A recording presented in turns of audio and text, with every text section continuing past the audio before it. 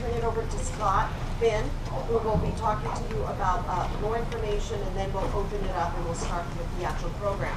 So we have Nora Vargas over here on this end. And in our publicity out, I think, well, in case you didn't see it, Nora is currently Vice President of Community and Government Relations for Planned Parenthood, and she's also one of the members of the Southwestern College Board of Trustees. So welcome very much, Nora. Thank you. Yes, let's give it to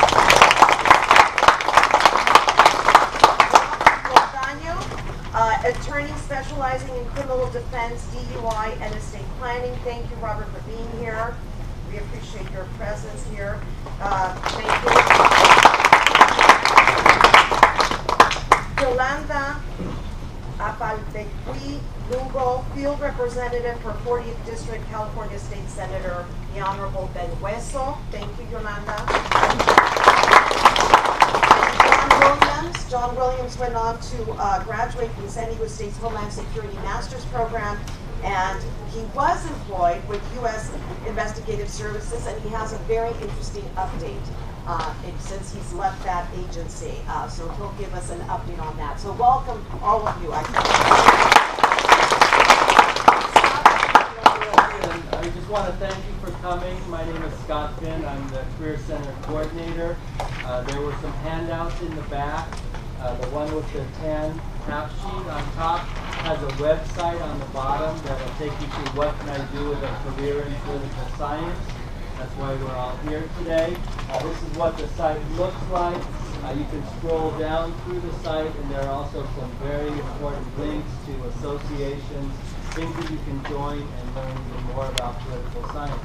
The green handout that's stapled to it has a listing of the Southwestern College political science major requirements, but also the associate degree for transfer, which is the guaranteed CSU transfer program to a school like San Diego State for political science. Now, if you're not familiar with the ADT, the associate degree for transfer, our transfer center has workshops on that, and that, I will tell you, is one of the best tools to use to get into a Cal State University campus. So if that's new to you, the major requirements are a little bit different than on the green sheet, and I do recommend you come into the transfer center for a workshop. Looks like we have standing room only. We will definitely try to get some more chairs for you, so please enjoy the session. I do have a microphone, and so we'll just sort of place it in front of our guest speakers and enjoy. Thank you very much, Scott. Let me start with you, John, because as I mentioned in my introductory remarks, you have left U.S. Investigative Services. So maybe you could start with telling us what you did after you left us, and then where are you now with the latest and the greatest. So after I transferred from Southwestern College, I went to UCLA, and I majored in political science. I focused on nuclear disarmament, and I also got a public policy minor along with that process. After I stayed in education and I worked through the process of working with transfer students entering the university system, regardless of what it is, of course, being a Bruin, I'm going to advocate for UCLA, but nonetheless, it's what's in the best interest of the student. On the side, I actually was on a couple of campaigns, city campaigns, and shortly after that, I decided it was better that I needed to explore other options in where I wanted to go in life. So if I wanted to stay in education, I needed to work on getting an advanced degree through that process, or if I was going to leave education, where was I going to go? So fortunately, I was introduced to the program that I eventually, now I'm actually faculty at, which is the Homeland Security program. And it was a lot different than what I expected. It wasn't your typical perception that it's Homeland Security, immigration, and all that stuff. Actually, it's a place where the need to solve problems, not just on a national basis, but on a global basis, was more fostered than the perception of what Homeland Security is all about. And it was very cutting edge. We even have a laboratory, which is pretty much looks like a command center. And that's when I decided I wanted to go into the program. I immersed myself into it, and eventually stayed out for a little bit in regards to after graduation. question, and I came back as an faculty member, in addition to working on other projects dealing with nation building in Southeast Asia. Thank you. Yolanda, we'll have to pass the microphone. Thank you. Well, congratulations and thanks for being here. It's important to see how many of you are interested in knowing what you can actually do with a political science degree. Very similar to Professor Aguilar's background. I came also from a private Catholic education, actually in Tijuana. And then after that, I decided to come over to Southwestern College and pursue my degree here in the United States. I don't know how many of you have had any schooling in Mexico? Any hands? All right, so you guys know that it's a challenge. You're thinking in Spanish, and then you have to speak in English, and you have to do all that. So kudos to you that are here today that have had some schooling in Mexico. Moving forward to when I came over to Southwestern College, I started off as a communications major, and then throughout my classes, and the more I learned about what was offered here, and after one of Professor Aguilar's classes, I got really inspired and decided to change over to political science. I really wanted to take the opportunity this great country gives us to get involved and make some change. So after I changed my major, after 2 years here, I graduated, went on to San Diego State, graduated over there. I'm not going to date myself because I don't want you to know how old I am, but it's a while ago. And so moved on to working for the city of San Diego for the same representative I work now. Worked there for a couple of years, for about 4 years. And sorry about this.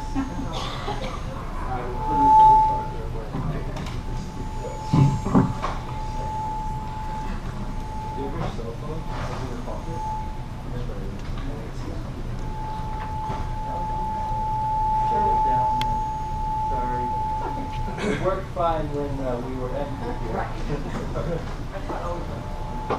So working for the city, gave me a lot of experience. It gives you really an understanding of what it means to help people. It's working with people that actually ask you for things that are tangible, that you can see their street being repaved, that you can actually help them get their library being built.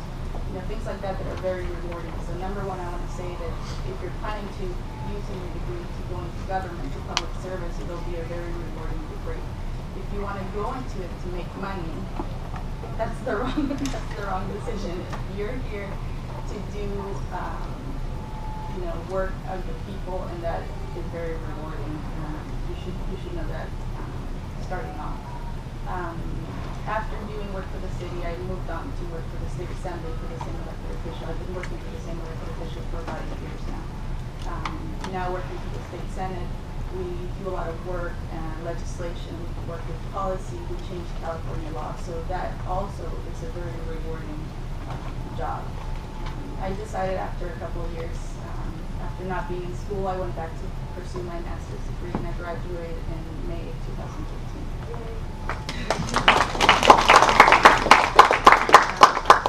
I decided to go into public admin, and that has been an amazing experience. I learned things that I thought I knew already. It has been very, very, very interesting. I've learned a lot, and I invite you guys to remain focused on your school, on your careers, and to pursue higher education after Southwestern, after San Diego State, or whatever university, and to keep going. And I hope that you guys have a lot of questions for us, because I see that we all have a very diverse experience, but we're here, we made it through. If you ever think that you can't make it, you can't do it, remain focused, and we're here to answer your questions. Thank you very much.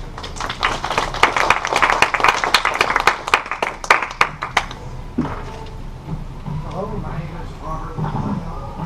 I too graduated from Southwestern College. I started out in studying for a CIS degree, an associate's degree in computer information systems, and I realized that my passion was political science and the social sciences in general. So I decided to stay and earn my transfer units in order to transfer to San Diego State under a poli-sci major. Professor Aguilar, she actually wrote my letters of recommendation and helped me get into San Diego State. Scott Finn was one of my counselors, and he helped me stay on track. So I recommend that you access the resources here on campus.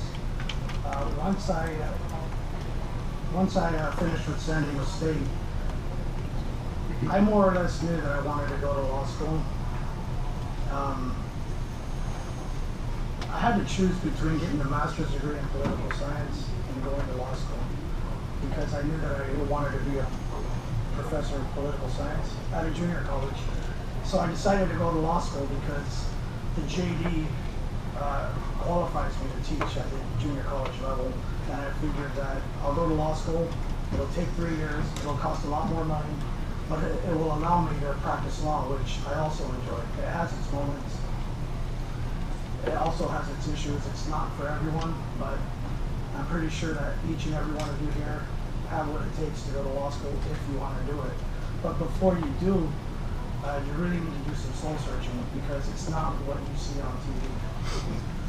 So I now have an office in Golden Hill, and as Professor Aguilar says, I practice criminal defense, some estate planning, and also some personal injury.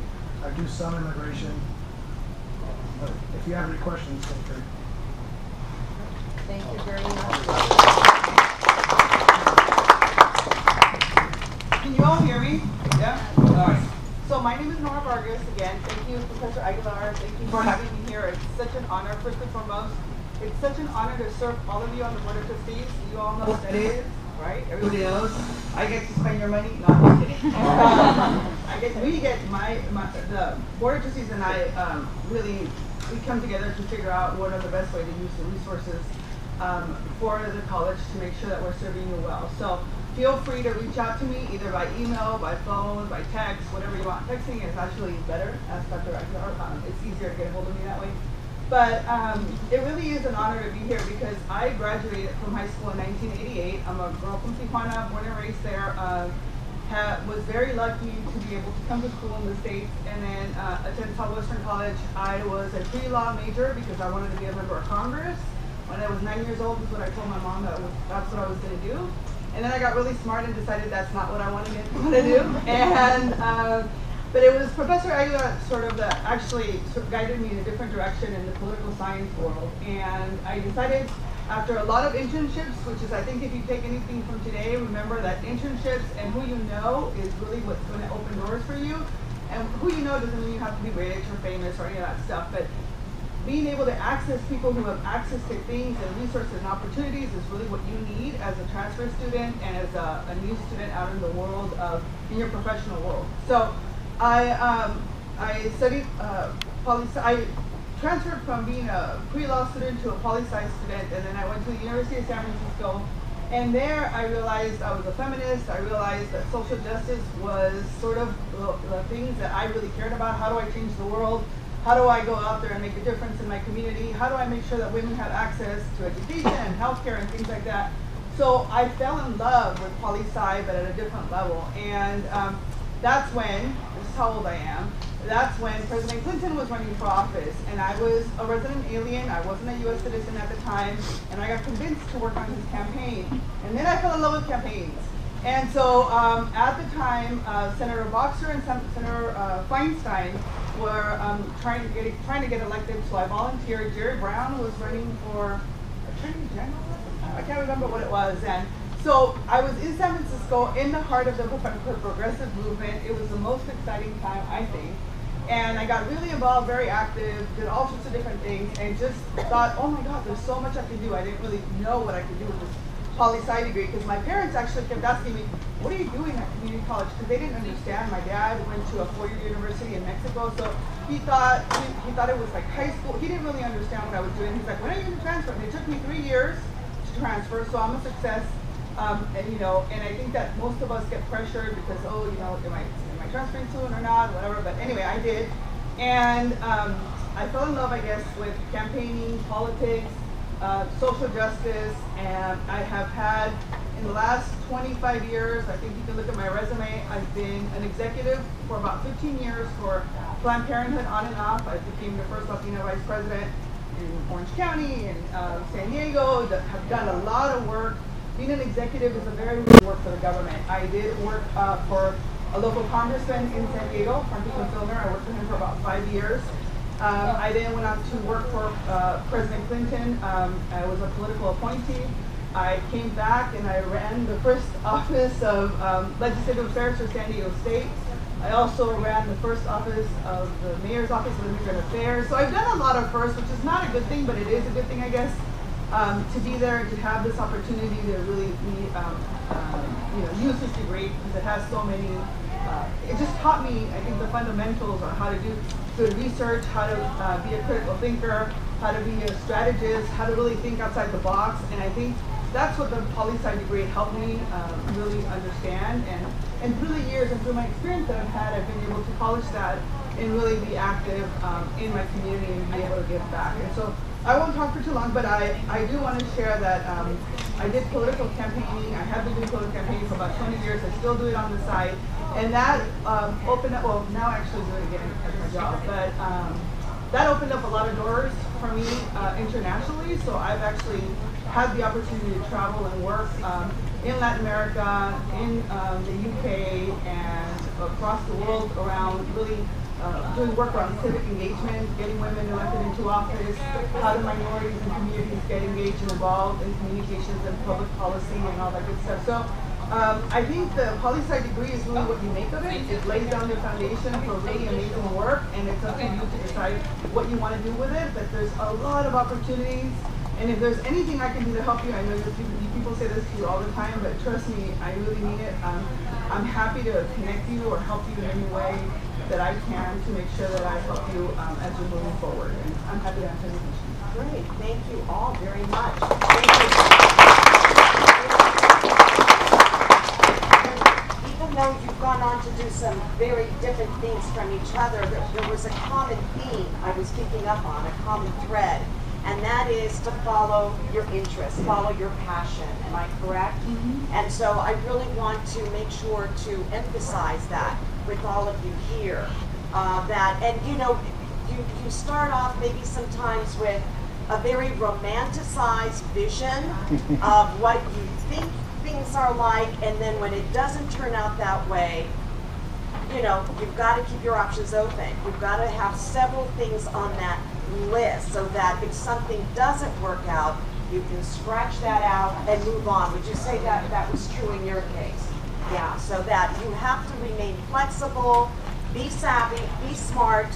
And the other thing I heard you all mention again as a common theme is they're here to help you, to impart their insight, but also use those resources that are readily available. Use me for a letter of reference, this sort of a thing. Not just myself, but faculty, staff, we're all here for you. So do not be afraid or apologetic, to not go out of your way to take the initiative to contact us, to make that first initial contact.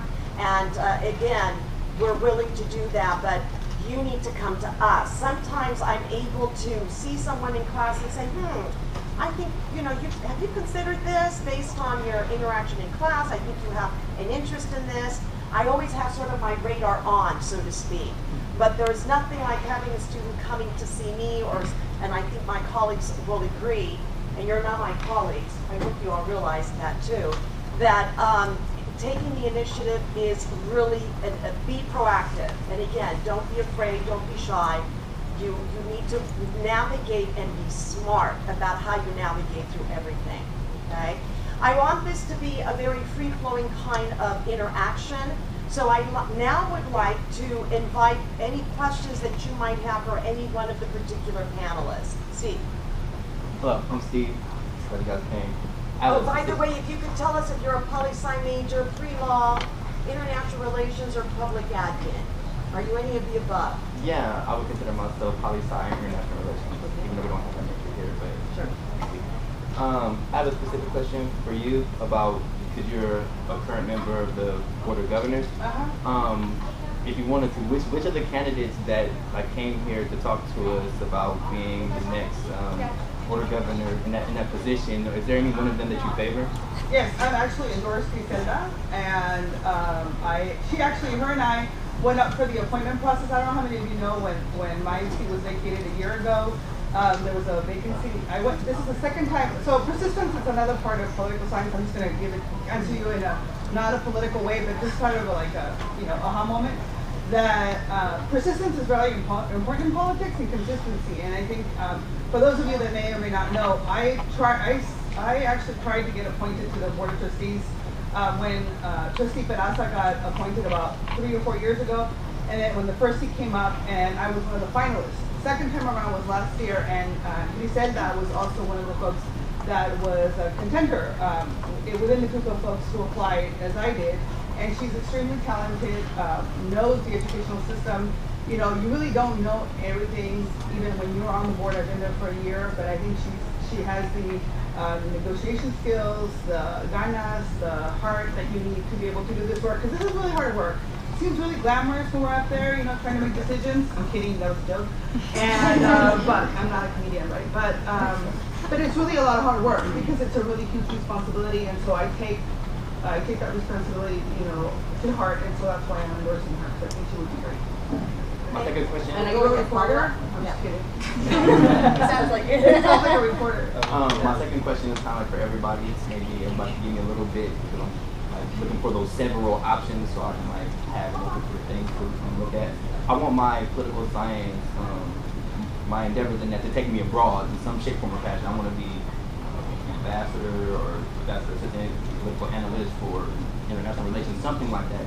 And something including law in there. I would like to have law in there somewhere. So what would be your recommendations for me to a few different options to look into while I'm still here at this level?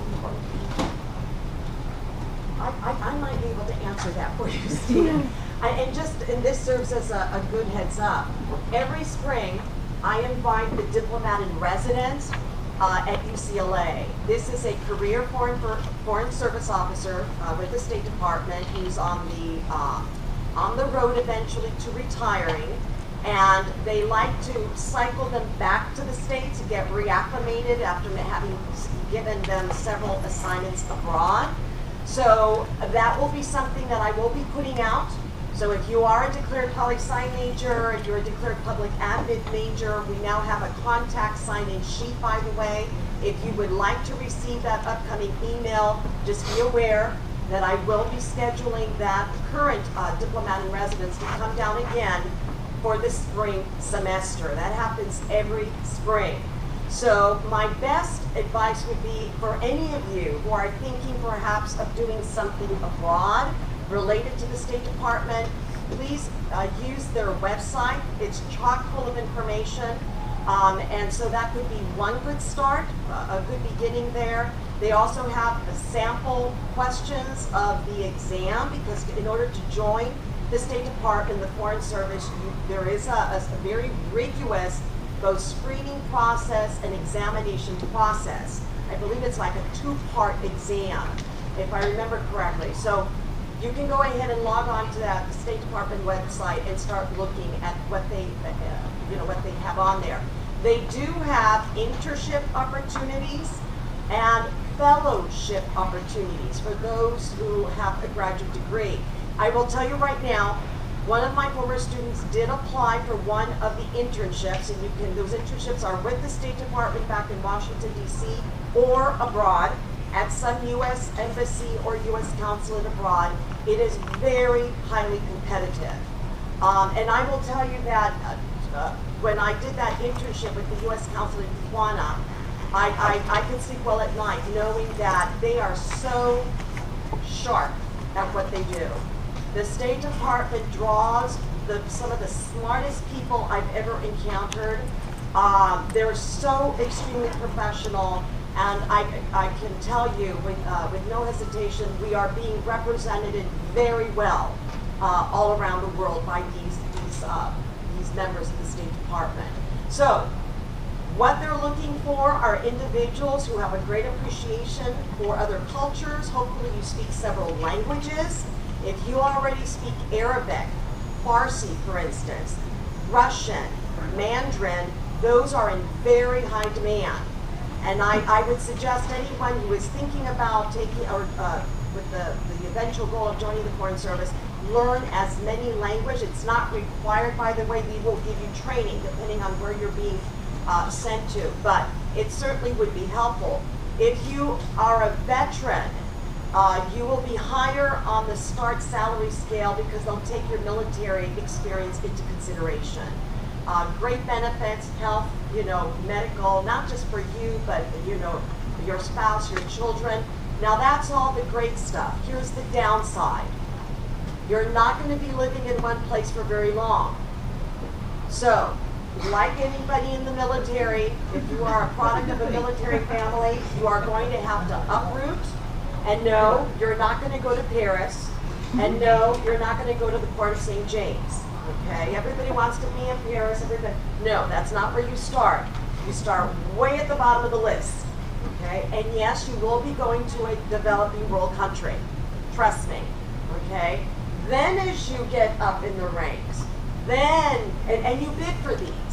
Members of the State Department bid for these positions, providing there's a need, there's a vacancy, your experience, and so on and so forth. But as I said, it's a gradual process. But there is the traditional and the non-traditional way. So there's the traditional, which is the Foreign Service, and the non-traditional is you can work for international nonprofit organizations, like the National Democratic Institute, like Planned Parenthood International. So there are a lot of international organizations where you could be doing, well, I am only an expert on the social justice work sort of that we do, reproductive health, development. There's a lot of organizations that you can work with that are not necessarily the Foreign Service, where you can have an international impact, and you can apply, and there's a lot of fellowships and opportunities. And to become an ambassador, there's sort of two ways of getting there. You're either a multimillionaire who gives a lot of money to campaigns, and that's just the reality of life. And then the other one is you're a political genius, like somebody like Maria Chereste, who's right now being appointed to become the next ambassador of Mexico. She doesn't come from wealth. She was just the first Latina to become the political director for the White House, and is brilliant and amazing and has a great track record. Keep your credit history clean. Make sure you have a clean record and all that stuff, because all that stuff matters when you're going to become an ambassador and all that good stuff, and bring everything out. But there are different ways of getting to places. If you want to really make it, you can make it. It doesn't have to be the traditional sort of way. Right. Although traditional is good, but that's why I decided not to be an attorney, because I don't follow rules. So, well, I don't do anything illegal, but there's all sorts of ways to getting right. There are a lot of nonprofits, Amnesty International. So a lot of it is research. Being able to get on the internet and research some of that. The nonprofit side, as I said, the Foreign Service State Department website has lots of information. But yes, the ambassadorships are extremely political positions. There's a lot of, and I don't know if you realize that, but the rank of an ambassadorship is equivalent to a 4-star general.